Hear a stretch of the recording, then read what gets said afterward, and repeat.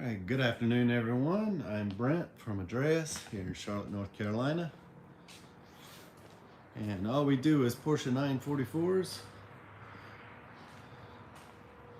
So I'm going to give everybody a few minutes to get in here and then we'll start the party. I did a little impromptu live stream last week. And this week we're back kind of on time. I'm running a little bit late, but anyway, it's always good to see you guys out here hanging out with me. And today we're just back at it. We got a lot going on, and I'll take you guys through it and show you some of the stuff we're working on. But hope everybody's having a great Sunday, and to all of you guys that went to 944 camp, hopefully you guys will be able to tune in, but I know you're probably on your way home.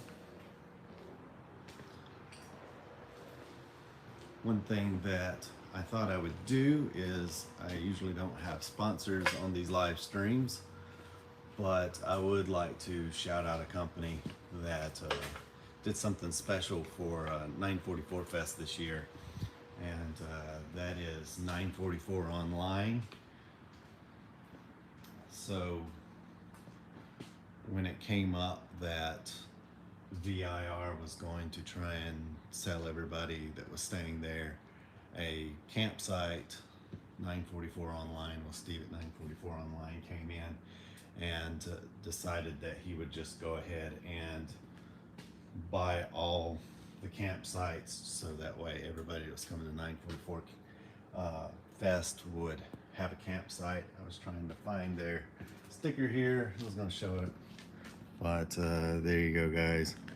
I really appreciated them doing that. It was such a nice gesture that I thought I'd give them a shout out, and yeah, I just wanted to thank them for that. But anyway, guys, again, hope everybody's having a great Sunday. We've got a few cars in, few cars out, and if you're a Patreon member, then you get to see a lot of these cars that are going out. But anyway, I'll just start right here for now. We've got this 87 944 Turbo. I'm sure you're all familiar with that. Let me just turn the camera around this way for just a second while I clean the rear camera off. A little hazy. All right, that should be better.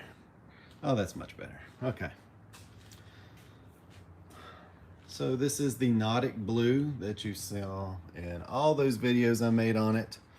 Yeah, it's back in here. It's got a few leaks. We're just going to take care of them. This car sat, I believe, since about 97 until we fixed it in 2018.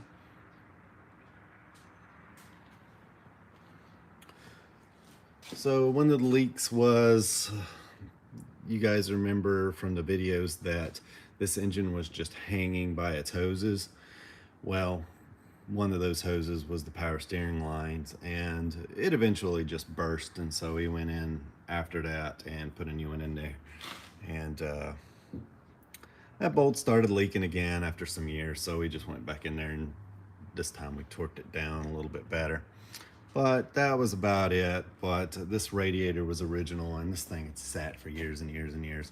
We replaced all the hoses for the radiator, I believe, but I believe there was one that he just never figured out, and it ended up being the radiator itself. So at this point, we just went ahead and pulled it. We also found that one of the fans was stuck. Got somebody out there revving their engine, but yeah, so we got a new radiator for this thing. This thing had just the slightest drip for a while now, and never could find it. Ended up pulling the radiator, and it was the radiator itself. And then we replaced one of the fans. This one here was stuck, wouldn't spin at all, and so it'd make this one run all the time. So we got that replaced, and we're going to get a new radiator in here, but that's all it's in here for. Runs great, drives great. Still running after all this time, but we're finally getting down to just the little nitty-gritty stuff of just retightening some stuff because I think he drives this car pretty much every day. So back in for just some odds and ends. Nothing serious. And then we got this car here. This is a 1989 2.7 liter.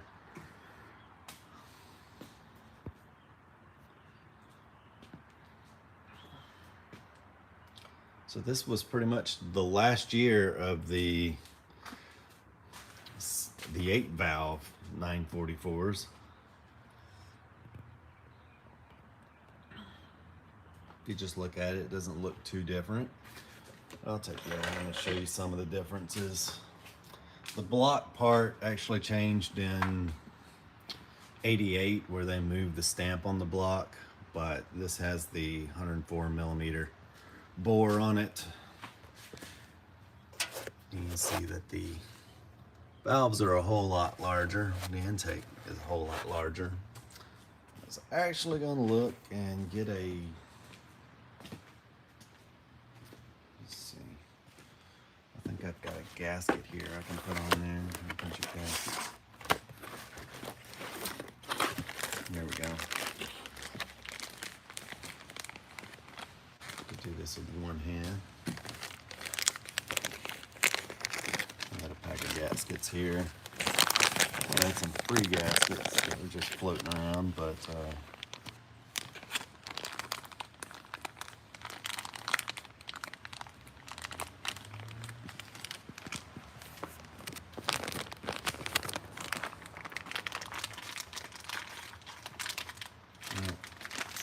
not going to be able to do that with one hand. I'm going to grab a pair of scissors.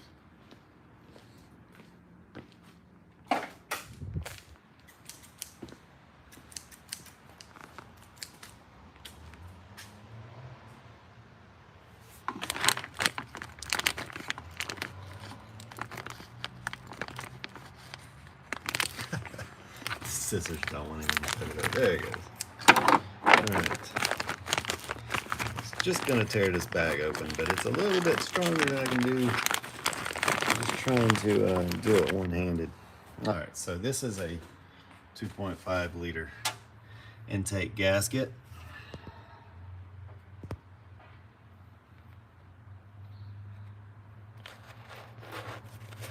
I'll just take this out here so you can get a better look.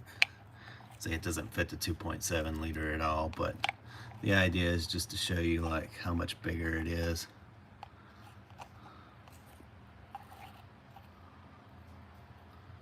Looks like it bolted up, but there is quite a bit of difference in the size of these gaskets here.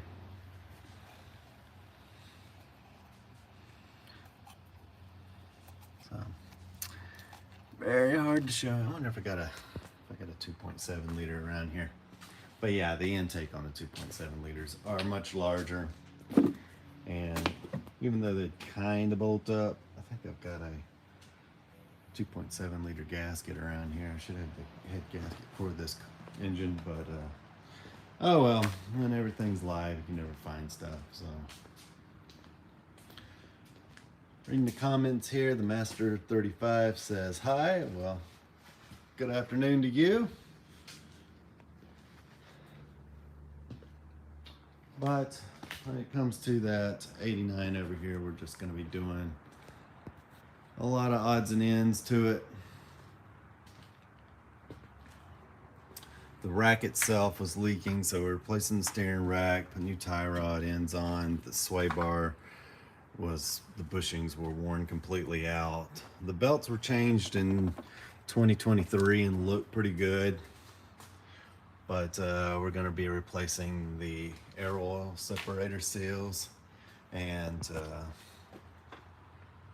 as you can see, this is a pretty dry looking engine up here. A lot of times we see oil right down in here, but everything's nice and clean. There's a little bit of oil right there from the rear balance shaft, but not bad. A little bit of oil coming out of the air oil separator seal down there, but we'll change that out. Just the tiniest little bit right there, but nothing too concerning whatsoever.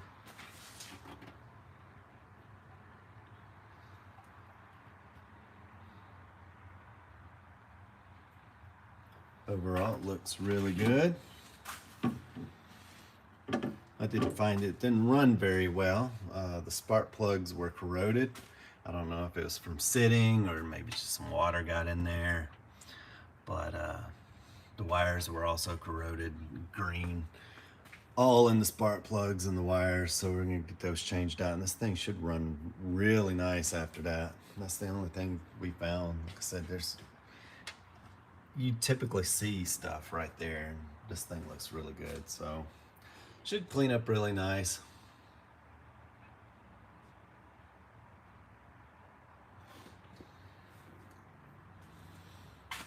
My money asks, how do you clean the spark plug holes? So if we have to go that deep, we usually just have the head off. But if you're just trying to clean down in there,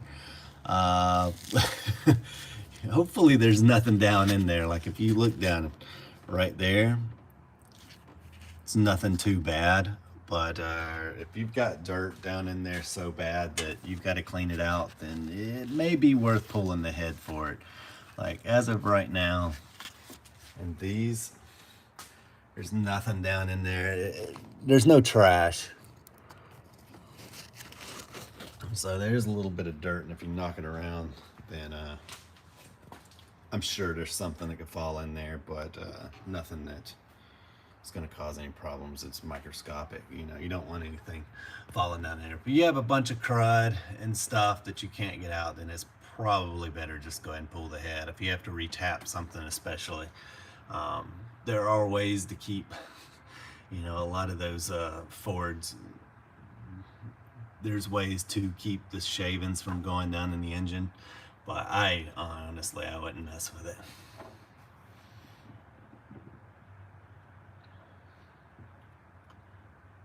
I was hoping to get your thoughts on a problem at 86.944 turbo, no start condition, getting fuel, but I am getting spark from the coil when I crank, but not the spark plug wires. That is definitely a rotor issue. So how common is the rotor going bad? Well, I mean, it happens. It's oh, sorry. Let's see, I don't really have anything with the rotor off right. Yeah, I do. So, I mean, basically, make sure if you've got fire coming from this, then it's going to go right in there, and I'll show you. I think I still got it. I threw it away, but sometimes things hang out in the trash for a few days. I only take the trash off once a week. Yeah, it must have been last week's garbage.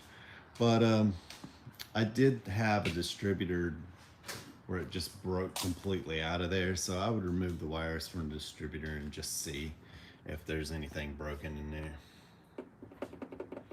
But yeah, it should definitely go through here and then go to your spark plug wires. So if you're getting fire here, you know, or if you just checked it here at the coil, check this wire, check this, and then check the distributor works, and yeah, just kind of ohm everything out. What else could it be? If you've got fire at the coil, then it doesn't really make any sense that it's not getting to the spark plug wires unless you've got a broken wire here. Your distributor cap isn't, your button's not pushing on this here, so there's a little spring loaded button here that touches this, and that's in the distributor, and it's not being passed to the rotor, and in that case then it's not going to be going to the spark plug wires.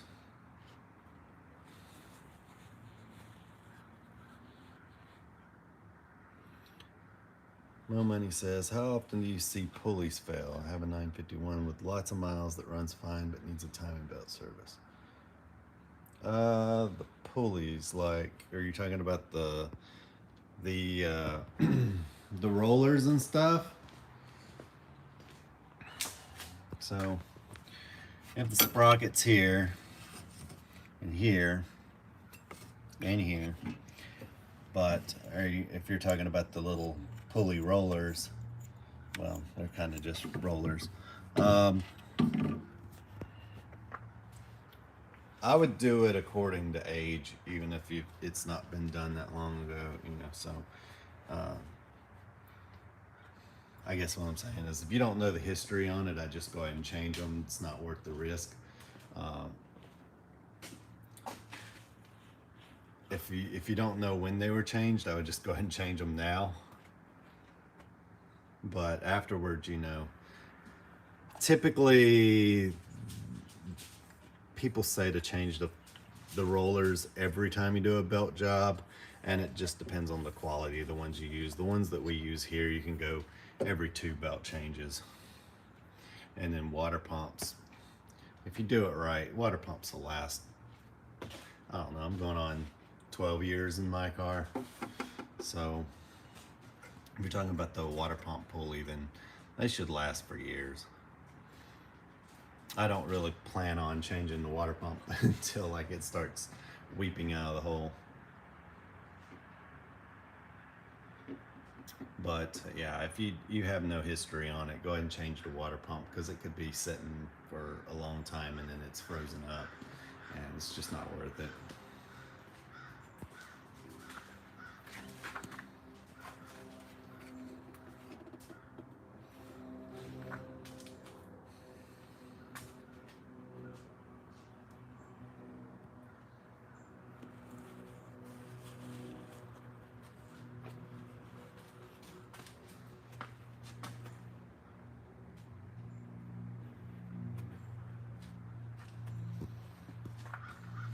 Alright guys, got any more questions? We'll try and I'll put this stuff back in the pack here. And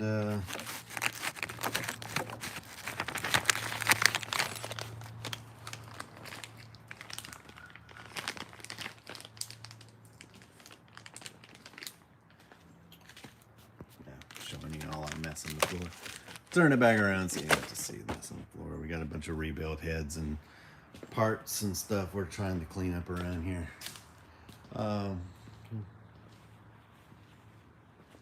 What do you recommend for an oil change interval on a turbo? Every 30,000 miles? Yeah, pretty much. You know, it's going to depend on the oil that you use. If you're using old type of oil, like conventional oil, then yeah, I would go like every 30,000 miles. I know some of these newer cars, they call for longer change intervals. Even with synthetics and stuff, they can technically go longer.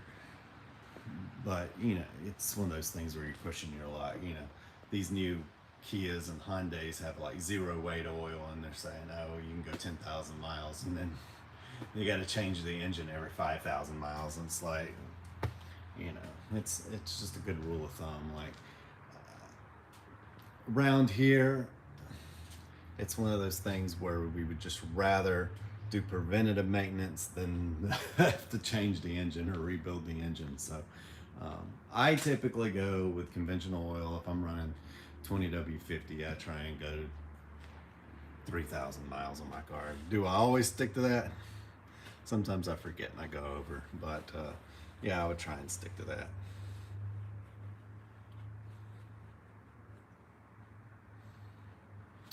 So Jeffrey asked, when rebuilding an engine, what components are not interchangeable and must be kept together? That's a good question. So, all right.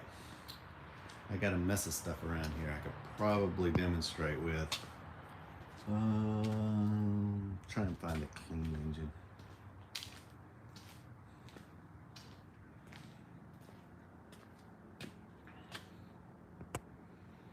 All right. So I got an engine here we're rebuilding. We're rebuilding about 6 engines right now. But I want to find a decent example. Well, we have these here. We got some balance shaft covers here. I don't know where the girdle to this car is, or what they call the girdle. I don't think I'm going to be able to pull this engine out without just making a mess.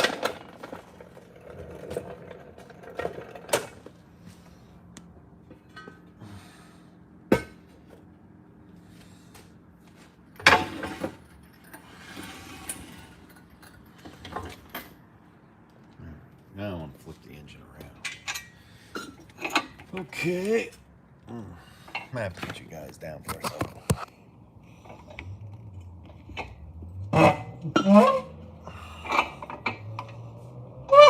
This is an old school engine stand, so it doesn't have those nice bearings and stuff in it the new ones have.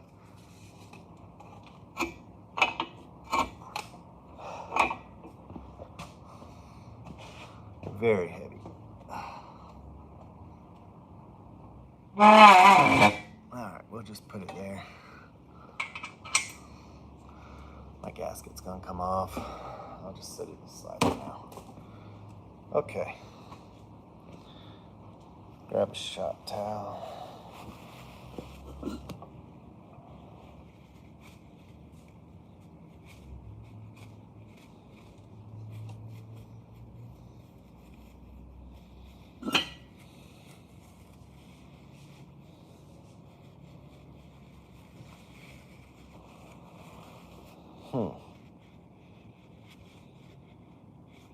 This is not the engine I thought it was.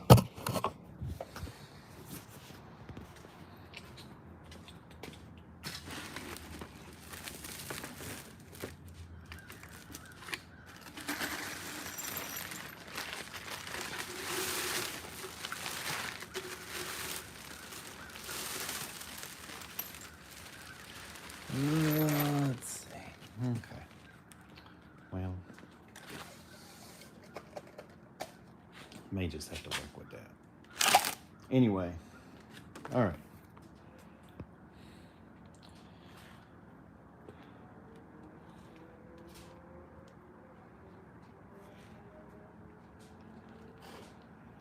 All right, so when rebuilding an engine, there are some things that you can replace, like the head. So you can pretty much interchange any head on here. The oil pumps are kind of tricky. So comes to the very early oil pumps, they had a little boss that stuck out about this far so the pulley could go right on the end of it. That's the tensioner for the timing belt. And later cars, of course, this has the auto tensioner on it, so that would hit here, so they shorten that. But these are all different sizes. Some of them are 25 or 30 millimeters, some of them are 35 millimeters, and some of them are like 45, 50 millimeters. They're all over the place. So you have to make sure that you get the correct one for your car. So 86, I think there's one that's a 35 millimeter and then it has a spacer on it, and you got to make sure that you put that spacer on there for that to work right. So it's like 84 is a long one, 86, 85, 86, they made one about a medium length, and then they went to a shorter one like this that moved it out of the way, and just a bolt goes there now. So you got to watch out for the oil pump, but you know, you get a different oil pump that has the same part number, no big deal. But you just got to make sure that you try and stick with the same part number on the oil pump. Balance shaft covers are mated to the block. They are not interchangeable.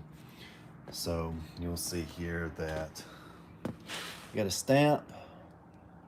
This one says 4164.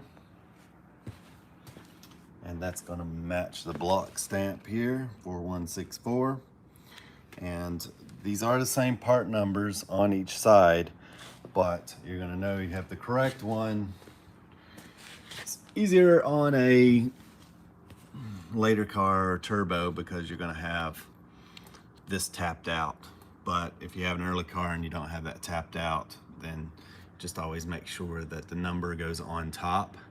And even though these are the same part numbers, they're going to be on the bottom if you put the lower balance shaft on the upper balance shaft, and vice versa. So you want to make sure that you just match this. It's going to be up in the correct position, and these are line bored into place, so you cannot just replace these. I once had two engines with the same part numbers. They both, for instance, had 4516, And I put one on there and I was like, that's not right. So I had to figure out, I'd never seen that before. Usually they're all individual and unique, but those two blocks had the same numbers on them, but they were from 2 different years. And I bolted it up, did not, was not able to spin the balance shafts, and I knew that I'd put the wrong one on there. But you know, in your case, obviously, if you're just working one engine, that's just the easy way to identify which way's up. So this one's also going to have its stamp facing up, and that's going to tell you which one goes to the lower. And also, if you put this one over there and you flip it around, it's going to be upside down. So looking for that number there. The girdle is also line board 4164, and these are not interchangeable. You break this down here, it's the bottom half of the, Porsche calls the bottom half of the block, then you're done for. You might be able to find one that you sort through and you find one that doesn't fit exactly right. You can maybe line bore it back, which you just, you know, you could probably do that with the same with the balance shafts too. But the thing is that you'd have to get them line bored again, and that's just not really worth the effort. I don't know many shops that even line bore anymore. So yeah, break one of these and you're wanting to keep your balance shafts, then you know you just got to toss the block. We have another block over there. Someone broke a head stud down in there, and it was going to be a lot of work to try and get that out. It was cheaper to just replace the block, so that's what we did. So yeah, those are pretty much the 3 key things that you have to watch out for. These are, you know, you can put any oil cooler on there. People put turbo oil coolers on their NAs and vice versa actually, but yeah, balance shaft covers and the girdle down here are not interchangeable. And you also want to just, you can't interchange the oil pumps. You just got to make sure that you get the correct one. Do that there. Adrian asks, my car still has the original windshield in good shape, a little leaky around the top, and finding a replacement can be problematic. Realistically, what are my options? What year is your car? So that's going to make the key difference right there. So if you have an early car, the windshields are still available. We're replacing a windshield here, and I have to order them through a place, and they are really particular. So it's an 88 NA. Okay. I don't believe they make those anymore. I might ask the guy, I might just have a talk with him and see if they can make those windshields again. Maybe they don't have the template, but I'd really like to see someone make them again. So I'll see. I've spoken to this guy a few times, and he's making early windshields, and they won't deliver to residentials. So you gotta have a company to send it to. And I even tried to get them to send them like the Safe Light if they couldn't deliver it here, but they want to be able to load it in the bay safely. So it comes on a glass truck, so you don't have to worry about it getting broken through UPS or something like that. But the early ones are available, and you can put an early one in your car, but it is a mess. It's a mess to put those in there.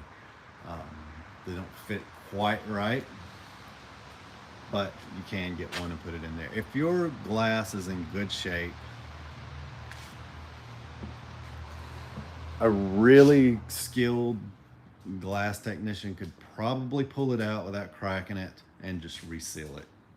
And that may be your best option right now, but I'll try and talk to that guy and see if he's interested. And the sad thing is that I had a brand new late windshield that I was going to put in one of my cars, and I had a bunch of parts sitting out for it, and some guy asked me if I had a windshield, and back then you could still buy the windshield, so I bought it and put it aside, and I didn't think anything of it. I was like, yeah, okay, I'll sell it to you. I got one on hand, and now I regret that because they don't make them anymore. But yeah, I think your best option is to see if someone can pull it out and replace it. Well, replace the seal for now and get it where it doesn't leak. But I'll also try and see if he's interested in making some later ones. Kenneth says, good afternoon, Brent. Well, good afternoon, Kenneth. Hope you're doing well.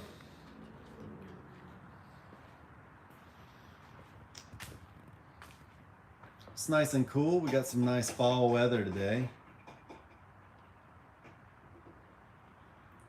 Always enjoy when it's not too hot or too cold.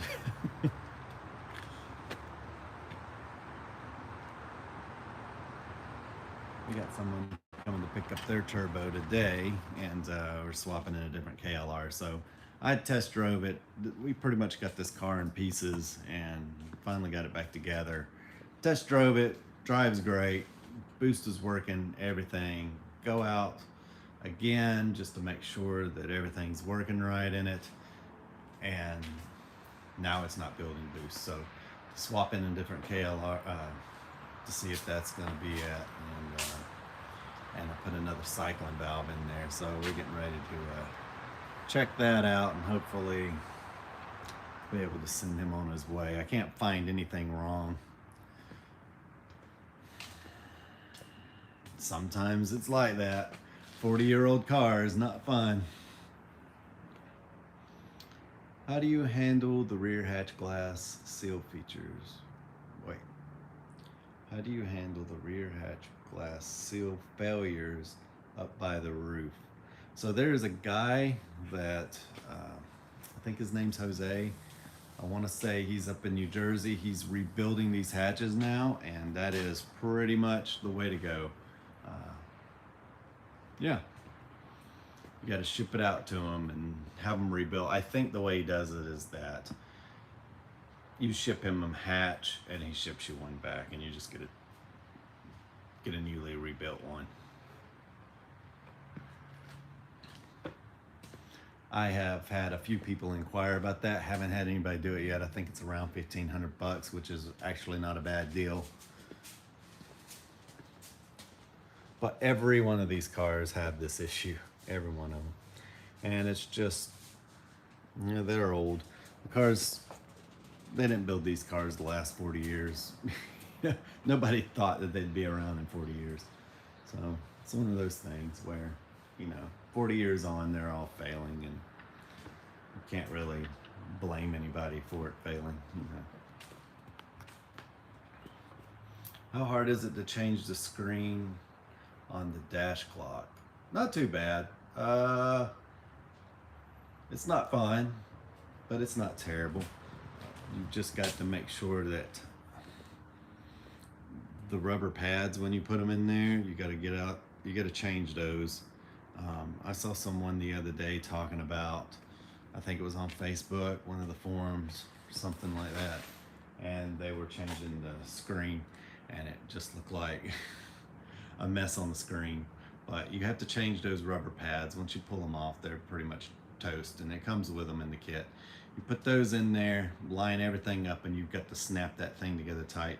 And those little tiny plastic clips are not strong. They're not really meant to be reusable. But if you pop it together, when you're popping it together, sometimes you feel like you're going to break it. You just have to be careful and power through it, and then you'll hear it click. And once it does, those little rubber pads are what make the screen work. So if you leave just one little, it's got multiple little clips along the bottom of it when you're snapping it together. If just one of them's off, then you're going to have a non-working portion of your LED. So you just got to make sure you snap it all together. But no, it's like, you know, getting it out, taking it apart takes more time than actually rebuilding it. It's not too bad.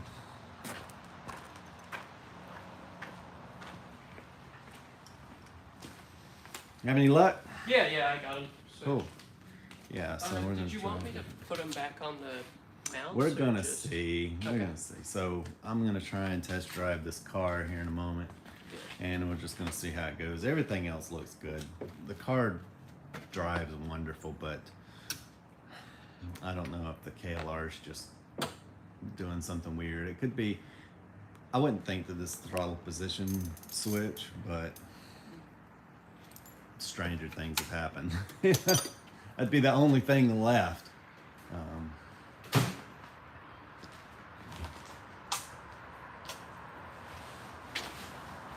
But something, I want to say something is making it go into limp mode, yeah. Because I pinched the wastegate line and it builds boost. Changed the cyclone valve and it still doesn't build boost, so we'll try a different KLR again. And can the DME control that? the KLR would pull the time, and what I think's happening is it thinks that it's knocking or something. Yeah. Okay. It could be a bad knock sensor. Yeah. But we tested that. That don't mean anything. That doesn't mean anything. So when we first got the car running, it ran perfect. It had boost, and then all of a sudden it just didn't. So who knows? Huh. Old cars. Yeah. That's definitely weird. So people that want to work on old cars for a living, you gotta working on your own car is fun, but then when you start working on a lot of different cars and getting a lot of different issues popping up, it becomes a very long day sometimes. Yeah. Because you can build 5 engines exactly the same, and and there's going to be one of them that just yeah. one of them will spring a leak, and you're like, how? Like what? Yeah. And then one of them will just not build boost, and you're like, Yeah. why? Definitely. Now you can, I think like we've had like 484s in here, and all of them run good, but that one just a little bit down on power, and I'm like, it's the same build as the other. What is going on? And you just got to sit there, and it might take you 2 weeks to figure out exactly what's going on. I've seen thrust bearings wear out for no reason on brand new engines, and like you built 5 of the engines that week and they were perfectly fine, but then you just end up with like the one engine wants to be a goofball.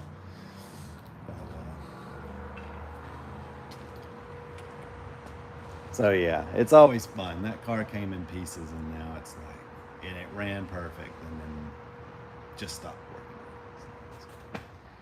Anyway.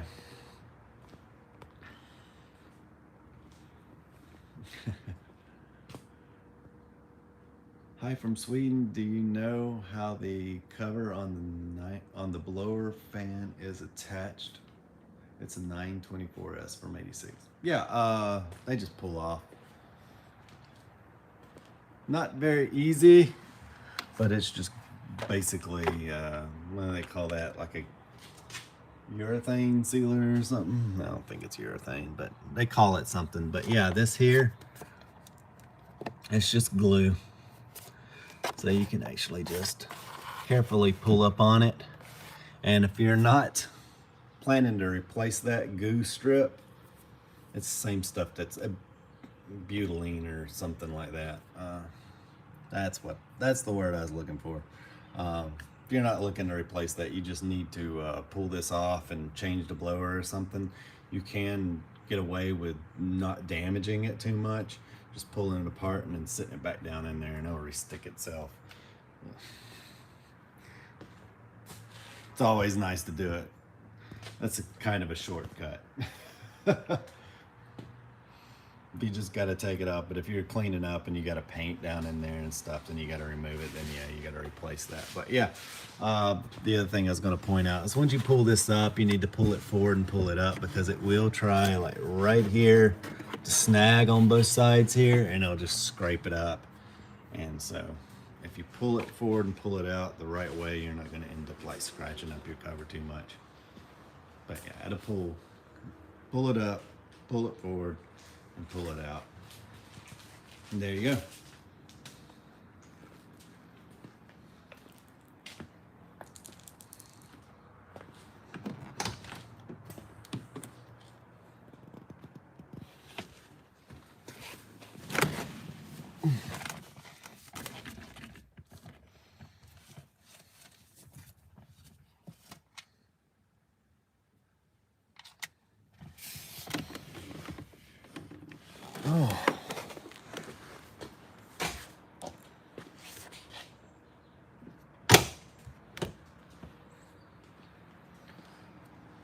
All right, guys, I'm gonna try and get this car test driven and wish me luck. But anyway, guys, thanks for coming to hang out. Hope you have a great Sunday, and we'll see you next weekend. Have a good one.